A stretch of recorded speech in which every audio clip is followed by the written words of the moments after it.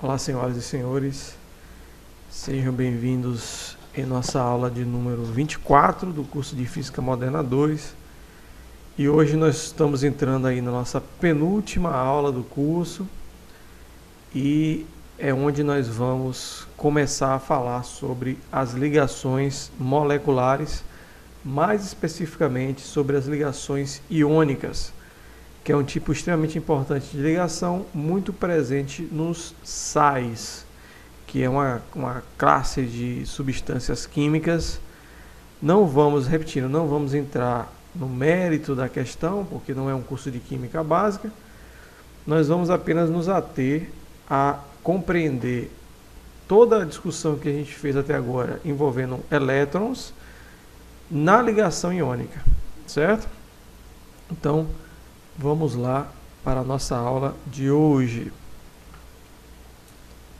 Como eu falei, as ligações iônicas elas são muito presentes nos sais. Cloreto de sódio, por exemplo, aqui eu tenho o cloreto de sódio, tem o cloreto de potássio, os sais em geral, que são substâncias que ao serem diluídas em água, elas se separam em íons positivos e negativos, por isso que a condução elétrica ela é facilitada quando você mistura sal em água, porque a água ela fica povoada por íons e a diferença de potencial faz com que essas cargas, né, que são íons, são átomos com carga elétrica, então esses íons são movimentados dentro da solução. Não vou entrar novamente repetindo, não vou entrar na questão do que é exatamente uma ligação iônica, mas basicamente a ideia de ligação iônica é que se um elétron ele tem facilidade de liberar se um átomo tem facilidade em liberar um elétron, enquanto que um outro tem uma facilidade em receber esse elétron, então eles vão compartilhar esse elétron para que os dois átomos eles adquiram uma configuração eletrônica favorável. Então a ideia é essa, é ionização de um elétron e recebimento desse elétron pelo outro átomo, formando, portanto, uma molécula por ligação iônica. Quanto maior a diferença entre a energia total da molécula e a soma da energia dos átomos constituintes, maior será a força dessa ligação. Falamos isso na aula passada. Para se formar uma molécula é preciso que a energia da molécula seja menor do que a energia dos elementos que o constituem separadamente. Quanto maior for essa diferença de energia entre essas duas situações, mais forte será a ligação. Então isso é uma informação importante. Vamos analisar a estrutura energética da ligação iônica através do exemplo do cloreto de potássio, que também é um sal. Bom, é o seguinte, o potássio, ele possui energia de ionização de 4,34 eletronvolts, produzido um íon positivo radialmente simétrico que tem essa estrutura. O potássio ele tem número atômico 19. Se você fizer a configuração eletrônica do potássio, vocês vão ver que até a camada 3P ela está completa, né, como está escrito aqui. Até a camada 3P, essas camadas todas as anteriores estão completas, e se você somar aqui, você vai ver que existem 18 elétrons. Então, fica faltando um elétron que ocupa a camada 4s. Nós sabemos que a camada 4s ela possui espaço para 2 elétrons, então é uma camada que não está completa. Então, o potássio ele tem um desfavorecimento aí na sua configuração eletrônica, porque a camada 4s não está totalmente completa e ele possui uma capacidade de ceder esse elétron, que seria representada por essa energia de ionização. Quer dizer, é preciso 4,34 eletronvolts para retirar esse elétron dessa camada 4s e deixar o potássio em uma configuração eletrônica mais favorável, que é ela totalmente fechada. Certo?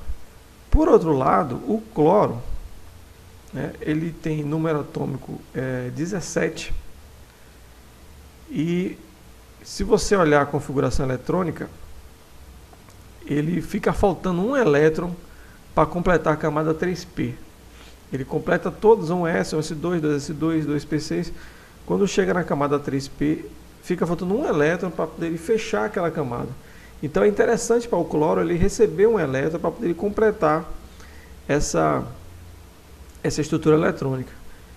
E essa capacidade de receber um elétron é chamada de afinidade eletrônica, e no caso do cloro é de 3,62 eletronvolts. Então, vejam bem, nós temos um átomo que tem uma facilidade em ceder e um átomo que tem facilidade em receber.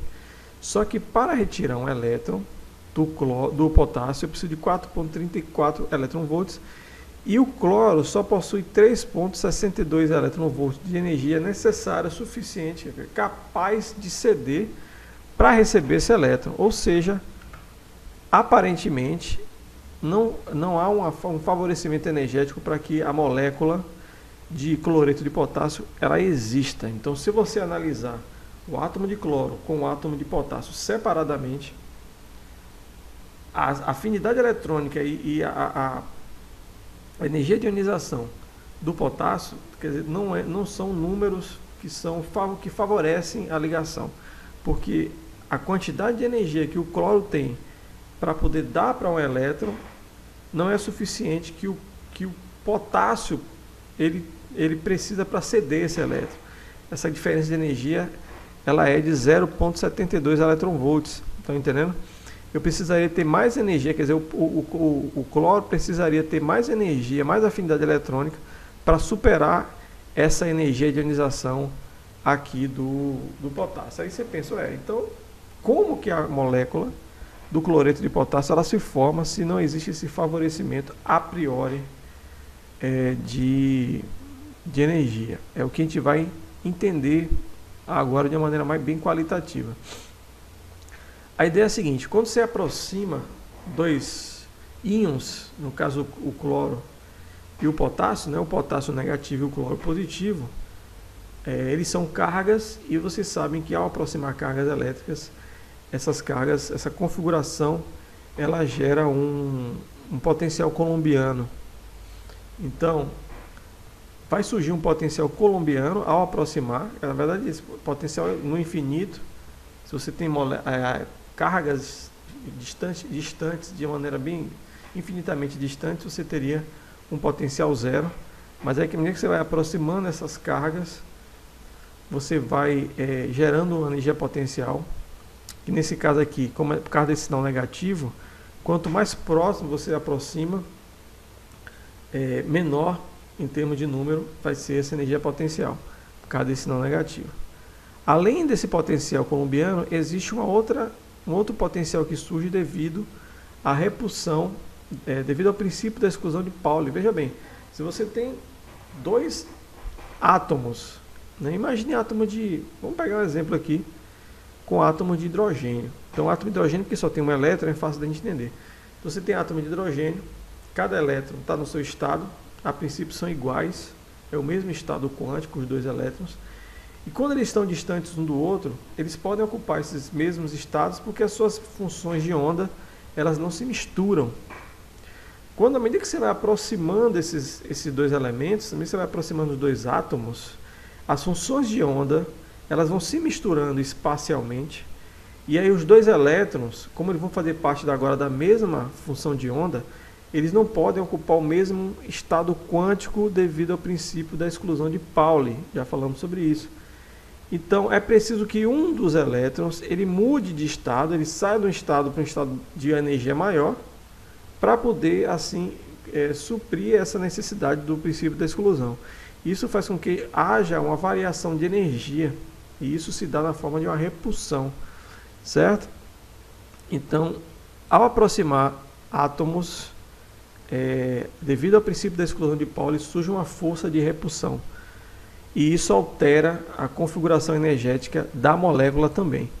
Então, no fim das contas, quando você aproxima os dois íons que vão formar a ligação iônica, vai surgir, além da questão da diferença de energia devido à ionização, vai surgir também uma configuração energética devido à força colombiana e devido ao princípio de exclusão de Pauli, conforme está nessa expressão aqui. Onde a energia líquida nós vimos que é 0,72 eletronvolts, que é o que está faltando para completar a ligação. E essa energia, devido ao princípio de repulsão, devido ao princípio de exclusão de Pauli, ele é dado por uma expressão onde eu tenho A, que é uma constante que depende da molécula, e N também vai depender da molécula. Esse R é a distância entre os dois elementos, os elementos que compõem a ligação. Se a gente traçar um gráfico, para o caso do cloreto de potássio, envolvendo todos os elementos, todos esses elementos aqui, da energia potencial, nós encontramos um gráfico que está traçado aqui com essa linha vermelha. Aqui foi feito o gráfico tomando como referência, lembre-se que energia potencial a gente tem que tomar uma referência, o nível de energia é igual a zero, e esse nível de referência foi adotado como sendo o valor da energia do átomo de potássio e do átomo de cloro separadamente. Lembram da aula passada que para você estudar a ligação é preciso você analisar a energia dos elementos separadamente. Então, se eu quero estudar a ligação entre o cloro e o potássio, é interessante eu saber qual é a energia do cloro e do potássio isoladamente e somar essas energias. Então, esse valor está representado nessa linha verde aqui, que a gente tomou como sendo zero da nossa medida. Então, isso aqui representa a energia de um átomo de cloro e do átomo de potássio separadamente, sem interação. E para que haja ligação, é preciso que a energia da molécula seja menor do que isso. Então, a gente tem que trabalhar dentro desse limite daqui de baixo. Vejam que quando a molécula, os dois íons, eles estão muito distantes um do outro, né? Lembrando que esse eixo aqui, ó, é o eixo que representa a distância entre os íons. Então, quando os íons estão muito distantes um do outro, basicamente o que vai reinar aqui é o valor dessa energia líquida, que é o que a gente estava estudando anteriormente. À medida que eu vou me aproximando um íon do outro, então essa energia potencial ela começa a diminuir, até que ela fica menor do que a energia dos dois elementos separados, que é uma condição para que haja a ligação. Lembrando que para que a molécula seja estável, para que ela fique estável, é preciso que eu utilize o menor valor de energia possível. A estabilidade só é adquirida se a energia que a molécula tiver, ela bater aqui no valor de menor energia potencial possível. Isso inclusive foi estudado em Física 1, né? Que isso aqui representa o chamado equilíbrio estável. É aquele em que meu sistema se encontra e ele não tem energia suficiente para poder sair dali. Ele fica estável naquela configuração. E no caso da nossa molécula de cloreto de potássio, essa energia é de 4,4 eletronvolts. Ela é chamada de energia de dissociação. E para essa energia, a distância entre os dois íons é de 0,27 nanômetros. Ou seja, nessa posição eu consigo uma configuração estável da molécula de cloreto de potássio. Apesar dessas outras distâncias aqui terem uma energia menor do que a energia dos dois átomos isolados, elas não são configurações estáveis, né? Lembrando que se eu aproximo mais ainda esses dois íons, começa a atuar o princípio da exclusão de Pauli, gerando uma repulsão, fazendo com que os dois íons voltem para a configuração mais estável, que é essa de 0,27 nanômetros, certo? Então, em linhas gerais, nós vimos que para que haja ligação é preciso que haver existe uma configuração envolvendo não só a energia líquida de ionização entre os dois elementos, como também a questão da repulsão de Pauli, do princípio da exclusão de Pauli, que vai envolver. Isso tudo vai gerar uma configuração energética que você tem que que vai condicionar nossa molécula a um determinado valor de energia de dissociação, que é a energia que faz com que a molécula seja estável, e ela sempre tem que ser menor do que a energia dos elementos separadamente, certo? É uma discussão bem rica, bem complexa, pode ser que não fique muito claro. A vantagem do vídeo é que vocês podem ver depois, e aí talvez numa segunda vez, na segunda oportunidade vocês entendam, mas eu recomendo fortemente a leitura do material e do livro didático para vocês compreenderem essa discussão, certo? Mas bom, estamos aí, qualquer dúvida podem postar na plataforma, e é isso aí, até a próxima e fui!